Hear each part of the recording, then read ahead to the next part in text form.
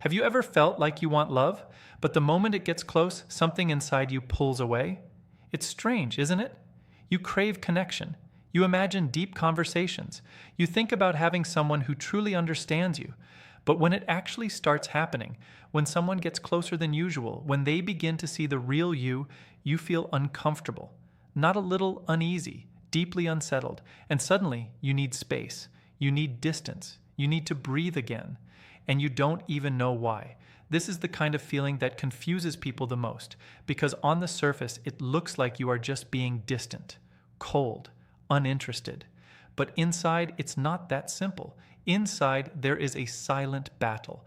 One part of you wants to stay, another part of you wants to run, so you do both. You get close, and then you pull away. You show interest, and then you disappear. You care, but you act like you don't. And the worst part is, even you don't fully understand your own behavior. You just feel it, that sudden shift, that invisible wall that appears out of nowhere. And over time, this pattern starts shaping your life. People come close, but they never stay for long. Relationships begin, but they don't go deep. Conversations start to open up, but you quickly close them again. Not because you don't want connection, but because something inside you is trying to protect you from it. This is not random. This is not just the way you are. This is a pattern, a deeply rooted emotional pattern that many people carry without even realizing it. It's called avoidant attachment. But don't think of it as a label. Don't think of it as something that defines you. Think of it as a strategy, a silent strategy your mind created a long time ago, a way to stay safe. Because at some point in your life, closeness did not feel safe. Maybe your emotions were ignored. Maybe you had to rely on yourself too early. Maybe expressing your feelings didn't bring comfort. It brought disappointment. So your mind adapted. It learned something powerful. Don't depend on anyone. And that lesson stayed. It became a part of how you move through life. You learned to be strong on your own. You learned to handle things by yourself. You built independence, not as a choice, but as a shield. And from the outside, it looks impressive. It looks like confidence. It looks like control. But inside, it creates distance. Because when you build your life around not needing anyone, you also block yourself from truly connecting with someone. You don't let people get too close. You don't open up fully. You hold parts of yourself back, not consciously, but automatically. And that's why it feels so confusing, because you're not trying to hurt anyone. You're not trying to push people away, but it keeps happening again and again, the same cycle, the same ending. The same question in your mind: why do I feel like this? Most people never stop to ask that question deeply. They just accept it. They say, this is just how I am. Or they blame others. Or they avoid relationships completely. But deep down, there is always that quiet feeling. Something is not right. And the truth is, your mind is not working against you. It is working for you. It is trying to protect you from something it once believed was painful. That distance you create, that hesitation you feel, that urge to step back when things get real, it's all coming from a place of protection. But here's the reality. The same walls that protect you also isolate you. They keep pain out, yes. But they also keep love out. They keep understanding out. They keep the very connection you secretly want at a distance. And that's where the real struggle begins. Because now it's not just about avoiding pain. It's about missing out on something deeper, something meaningful, something real. If you've ever felt this push and pull inside you, if you've ever wondered why closeness feels uncomfortable, if you've ever found yourself stepping back when things start getting serious, then this is something you need to understand. Not to judge yourself, not to blame yourself, but to finally see yourself clearly. Because awareness changes everything. And in this video, you're going to discover the hidden signs of this pattern. Signs that are often ignored. Signs that quietly shape your behavior, your relationships, and your emotional world. By the end, you will start recognizing things about yourself or others that you never noticed before. And once you see it, you cannot unsee it. So stay with this till the end, because what you're about to understand might explain years of confusion in just a few minutes. Now that you are starting to see this pattern more clearly, it becomes easier to recognize how it shows up in everyday behavior. Not in loud, obvious ways, but in small actions that slowly create distance. These signs are often misunderstood. People may think it is personality, but in reality, it is something deeper. The first sign is emotional distance. You may be present physically, but emotionally, you stay guarded. When someone tries to know you on a deeper level, you keep your answers short. You avoid sharing personal thoughts. You feel uncomfortable when conversations move beyond the surface. It is not that you have nothing to say. It is that saying it feels unsafe. So you hold back. You stay in control of what others can see. The second sign is a strong need for self-reliance. You prefer to handle everything on your own. Even when support is available, you choose not to take it. Depending on someone feels like giving up control. So you carry your problems alone. You solve things alone. You struggle alone. And over time, this becomes your identity. You tell yourself that you are better off this way. But deep inside, it creates a quiet form of isolation that is hard to explain. The third sign is discomfort with commitment. When a connection starts to grow, when things begin to feel serious, something shifts inside you. You start to feel trapped. Not because the other person is doing something wrong, but because closeness itself feels overwhelming. You begin to question everything. You focus on doubts. You think about pulling away. And many times, you do. You create space just when things start to become meaningful. The fourth sign is inconsistency in behavior. At one moment, you are engaged and warm. At another moment, you become distant and unavailable. This change confuses others. They don't understand what went wrong. But for you, it feels like a way to manage intensity. When things feel too close, you step back. When the distance feels too much, you step forward again. This push and pull becomes a cycle that repeats itself without clear reason. Each of these signs may seem small on its own, but together they create a pattern that shapes how you connect with people. And the most important thing to understand is this: these actions are not random choices. They are automatic responses. They happen without deep thinking. They are driven by something that has been inside you for a long time. When someone tries to get emotionally close, your mind does not see it as comfort. It sees it as risk. So it reacts in a way that creates safety.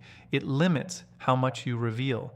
It increases your need for independence. It makes you question closeness, and it causes shifts in your behavior. From the outside, it may look like disinterest, but inside, it is a form of protection. And this is why relationships become difficult, not because you do not care, but because your way of handling closeness creates confusion. The other person may feel shut out. They may feel like they are not important. They may feel like they are doing something wrong. But in reality, they are facing a wall they cannot see. At the same time, you may feel misunderstood. You may feel like people expect too much. You may feel pressure when someone wants more connection. And instead of explaining what is happening inside you, you create space. You step back. You protect your comfort zone. But that comfort zone comes with a cost. It limits how deep your relationships can go. It keeps conversations at a safe level. It prevents true emotional connection from forming. And slowly it creates a gap between you and others that becomes harder to close over time. Many people stay in this pattern for years without realizing it. They think they just haven't met the right person. They think others are too demanding. They think distance is normal. But the truth is, this pattern follows them everywhere. It is not about who they meet. It is about how they respond. And once you begin to notice these signs, something important starts to happen. You stop reacting without awareness. You start seeing the moment when you pull back. You start noticing the discomfort when someone gets close. You begin to understand why you choose distance even when part of you wants connection.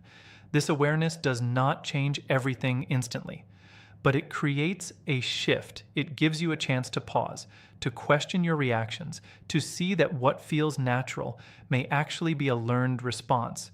And that is where real understanding begins. Because when you can see the pattern clearly, you are no longer controlled by it in the same way. You start to realize that these behaviors are not fixed. They are not permanent. They are something that developed over time. And anything that develops can also be changed. But before any change happens, you need to fully recognize what is happening inside you. Without that clarity, the cycle continues. The same actions, the same outcomes, the same confusion. So as you move forward, pay attention to these signs, not to judge yourself, but to understand yourself. Because what you are discovering right now is not just behavior. It is the hidden system that has been guiding your connections without you even knowing it. When you start observing these patterns more closely, a deeper question naturally appears. If these reactions are so automatic, where do they actually come from? Why does closeness feel uncomfortable for some people while others seem to move through it with ease? The answer is not in the present moment. It is hidden in earlier experiences that shaped emotional responses long before awareness developed. Many of these behaviors are formed when emotional needs are not fully met during important stages of development. When a person learns early that expressing feelings does not lead to comfort or understanding, the mind begins to adjust. Instead of reaching outward, it turns inward. Instead of relying on others, it builds self-protection. Over time, this becomes a default way of responding to connection itself. One important pattern behind this is emotional suppression. Feelings are still present, but they are pushed down instead of being expressed. This does not mean emotions disappear. They remain active underneath the surface, influencing reactions in subtle ways. A person may appear calm, but internally there is tension when vulnerability is required. So instead of opening up, they choose silence. Not because there is nothing to share, but because sharing feels exposing. Another common sign is difficulty accepting support from others. Even when help is offered with genuine intention, it may feel uncomfortable. There is a quiet belief that relying on someone creates weakness or loss of control. Because of this belief, challenges are often handled alone, even when they feel overwhelming. Over time, this reinforces the idea that independence is the only safe option, even if it leads to emotional exhaustion. There is also a tendency to become overly focused on imperfections in close relationships. When someone begins to get emotionally closer, attention may shift toward their flaws. Small details that were once unnoticed suddenly feel important. This is not always intentional. It is often the mind searching for reasons to create distance when closeness feels intense. Instead of facing vulnerability directly, attention moves toward criticism as a form of relief. Alongside this, there is a strong habit of withdrawing during emotional tension. When disagreement or pressure arises, instead of staying present in the situation, there is a pull to disconnect. Conversations may stop abruptly. Communication may become minimal. Silence becomes a form of control. It is not always about escaping the person, but escaping the emotional intensity that feels difficult to process in real time. These reactions often repeat across different relationships. At first, they may seem like separate incidents, but over time, a pattern becomes visible. Emotional distance, resistance to dependence, questioning closeness, and withdrawal under pressure all form a consistent cycle. This cycle does not begin with intention. It begins with protection. What makes this pattern difficult to recognize is that it often operates beneath awareness. On the surface, everything may seem reasonable. There are logical explanations for each action. Needing space feels normal. Preferring independence feels healthy. Questioning relationships feels justified. But when viewed together, a different picture emerges, a pattern of avoiding emotional depth while still desiring connection. This creates an internal contradiction. There is a desire for closeness, but also a resistance to it. There is interest in relationships, but also hesitation when they become real. This push and pull creates confusion not only for others, but also within the person experiencing it. It can feel like being divided between two opposing needs at the same time. Over time, this contradiction influences the quality of relationships. Connections may start with interest, but lose momentum as emotional depth increases. People may feel uncertain about where they stand. Conversations may stay meaningful on the surface, but struggle to move deeper. The result is often distance that grows slowly rather than suddenly, making it harder to notice until it becomes significant. However, understanding this pattern changes how it is experienced. Once it becomes clear that these reactions are learned responses rather than fixed traits, there is space for awareness, and awareness is the first step that interrupts automatic behavior. Instead of reacting immediately, there becomes a moment of recognition. In that moment, a choice appears. Not a dramatic change, but a small pause. A chance to notice discomfort without immediately acting on it. A chance to stay present a little longer when the urge is to withdraw. A chance to observe thoughts without believing every one of them as truth. This does not mean the pattern disappears instantly. These responses are deeply rooted and take time to shift. But change does not begin with perfection. It begins with recognition, the ability to see what is happening while it is happening. And that recognition slowly builds a different kind of strength. Not the strength of isolation, but the strength of awareness. The ability to understand internal reactions without being fully controlled by them. The ability to stay present even when discomfort appears. The ability to notice when old patterns try to take over again. With time, this creates a shift in how closeness is experienced. Instead of being seen only as a threat, it begins to feel more manageable. Instead of immediately stepping back, there is space to pause. Instead of reacting automatically, there is room for reflection. And in that space, connection becomes less overwhelming and more understandable. The important realization is that these patterns are not permanent identity. They are learned emotional strategies shaped by past experiences. And anything learned can be reevaluated when it is seen clearly. The process is not about forcing change, but about understanding deeply enough to respond differently.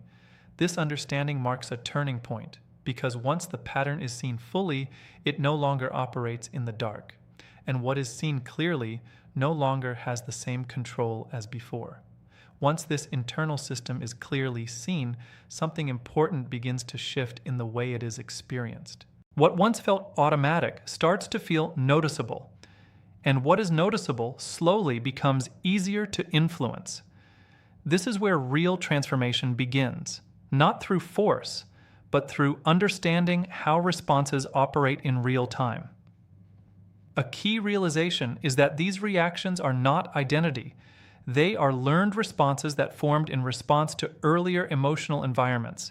They were created to reduce discomfort, not to define who someone is. This distinction matters deeply because when a behavior is mistaken for identity, change feels impossible. But when it is seen as a response, it becomes adjustable. At first, the mind may resist this idea. Familiar reactions often feel natural, even when they are limiting. The nervous system tends to trust what it has repeated the most, so stepping outside of those familiar responses can feel uncertain, not because it is wrong, but because it is unfamiliar. And unfamiliar experiences often create internal hesitation, even when they are healthy. This is why change begins slowly, not through sudden transformation, but through small moments of interruption. The first step is noticing the exact moment when withdrawal begins to form, not after it has already happened, but while it is starting. That early recognition creates space between impulse and action. In that space, a different choice becomes possible. Another important shift happens when emotional discomfort is no longer treated as danger. For a long time, discomfort may have signaled the need to step away, but with awareness, discomfort can be seen differently. It becomes a signal of growth instead of threat. It shows where sensitivity exists, not where escape is required. This redefinition changes how situations are interpreted internally. One practical shift is learning to stay present during moments that feel intense. Instead of immediately creating distance, there can be a pause, a moment of stillness where reactions are observed rather than followed instantly. This does not require emotional openness beyond capacity. It only requires presence long enough to recognize what is happening inside. Another important change is expressing internal states in simple terms. Many reactions lose intensity when they are acknowledged internally instead of suppressed. Naming what is felt reduces confusion. It brings structure to emotional experience. Over time, this reduces the need to avoid or disconnect when emotions rise. There is also value in gradually allowing reliance on others in small ways, not as dependency, but as shared experience. This can begin with simple situations where support is accepted without resistance. Each small moment of shared responsibility slowly challenges the belief that everything must be handled alone. With repetition, trust and connection starts to feel more natural. It is also helpful to observe the thoughts that appear during emotional closeness. Often, these thoughts predict discomfort or loss of control. They can create urgency to step back before anything actually goes wrong. By noticing these thoughts without immediately acting on them, their influence begins to weaken. Thoughts become signals rather than instructions. Over time, these small shifts create a different internal experience. Emotional connection no longer feels like a single overwhelming experience. It becomes something that can be navigated gradually. The intensity reduces not because emotions disappear, but because the response to them changes. Another important aspect is patience with the process. Deep emotional habits do not dissolve instantly. They respond to repetition, not pressure. Each time a new response is chosen, even in a small way, the system begins to adjust. The old pattern does not vanish immediately, but its control weakens step by step. There may still be moments when old reactions return. That is expected. Change is not a straight path. It moves in cycles. Progress appears, then old habits reemerge, then progress returns again. What matters is not perfection, but direction. Each return to awareness strengthens the ability to respond differently next time. With time, something subtle begins to change. Relationships start to feel less threatening. Emotional closeness becomes easier to tolerate. The need to constantly step back begins to reduce. Not because sensitivity disappears, but because confidence in handling it increases. What once felt like a fixed way of being starts to feel flexible. There is more space between feeling and reaction, more room to choose instead of react. And in that space, connection becomes less overwhelming and more stable. This shift also changes how past experiences are understood. Instead of seeing them as proof of limitation, they begin to appear as the origin of adaptation.